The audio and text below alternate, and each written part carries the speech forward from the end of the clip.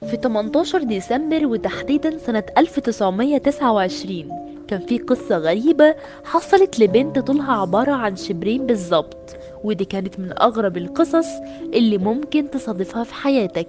القصة دي بدأت أيام زمان في التسعينات في مصر القديمة، والست دي كان طولها عبارة عن شبرين بالظبط وعمرها 45 سنة، وكانت مشهورة باسم الشيخة زبيدة العربية العجيبة. وكانت حياتها طبعا مليانة بالنوادر الغير متوقعة، وعايزة أقول لكم إن قصتها مستحيل تصدقها أو حتى تيجي على بالك.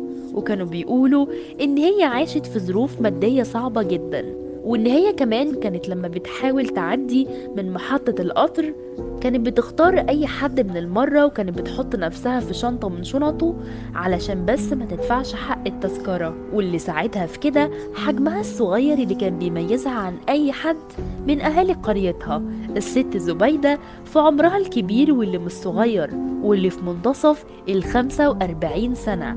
مع ان حجمها كان صغير جدا، بس كل ده ما كانش بيوقفها عن ممارسة حياتها الطبيعية زي اي ست طبيعية. يعني مثلا كانت بتقف قدام المراية عادي جدا، وكانت بتسرح شعرها وتزقزق حواجبها، وكمان كانت بتلبس وتهتم بنفسها زي اي ست طبيعية بالرغم من حجمها الصغير، واللي كان دايما بيحطها في وضع مختلف ما بين الناس. وكانت بتتصنف دايما ان هي قد ايه قصيرة ومش طبيعية، وكل الناس كانت بتتنمر عليها.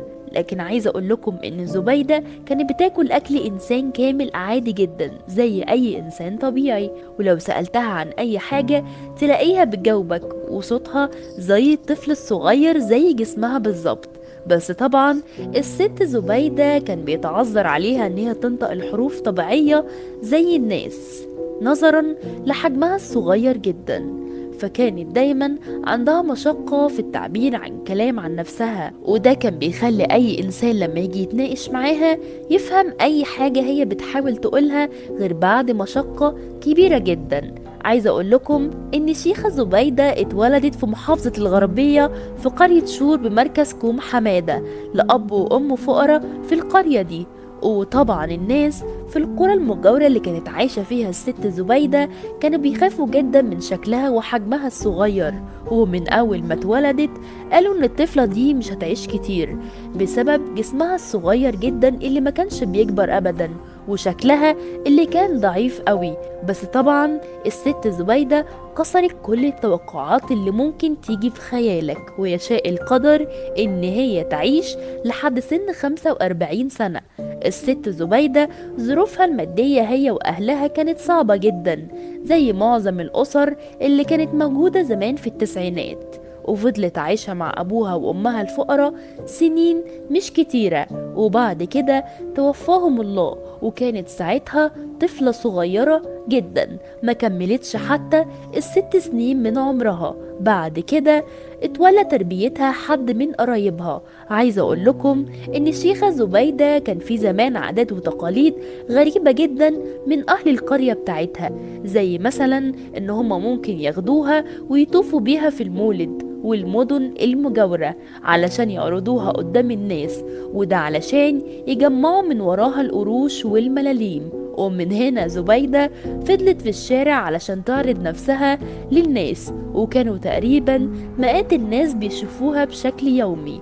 وطبعا كانت دايما بتلاقي تعليقات سخيفة جدا، بس كانت بتتجاهل كل ده مقابل ان هي تروح اخر اليوم وتلاقي لقمة بسيطة تقدر تاكلها من شقاها طول اليوم.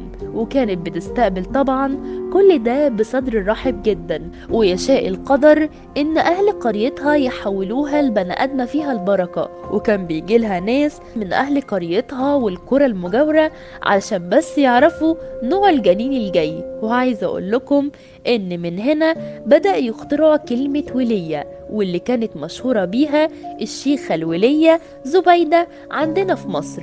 ومن هنا بدأوا المصريين يستخدموا كلمة ولية بعد ما استخدموها للشيخة زبيدة، والناس كانوا بياخدوا منها بركتها أيام زمان، وكانوا دايما بيتنبأوا بكل حاجة ممكن تحصل مستقبليا على سبيل الخرافات يعني، وكانت طبعا يا بتصيب يا بتخيب. ولما كان بيضيع منهم أي حاجة أو يتسرق أي حاجة كانوا بيروحوا يسألوا الولية والشيخة زبيدة علشان يشوفوا مكان الحاجة دي فين.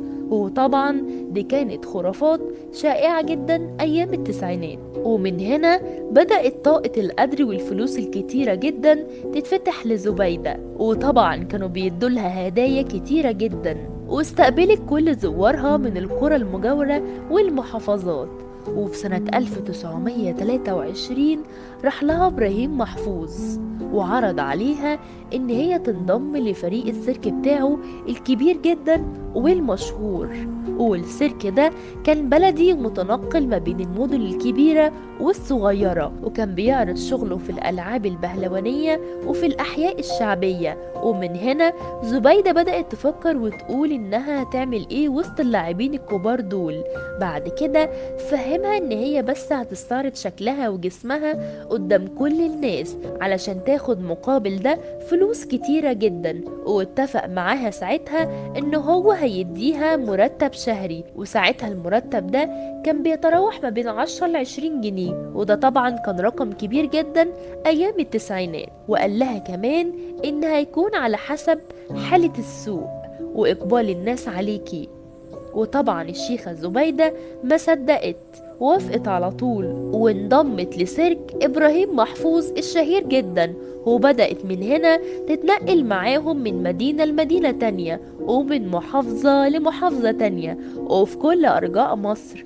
وزادت طبعا أرباح السيرك بتاعه من كتر الناس والإقبال عليه علشان بس يشوفوها ويشوفوا شكلها الغريب وحجمها الصغير.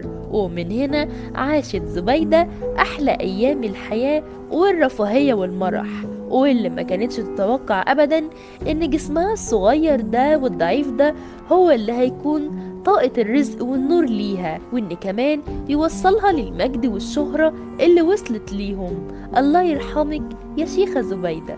استنوني في الحكاية الجاية. كان معاكم خلود عادل. سلام.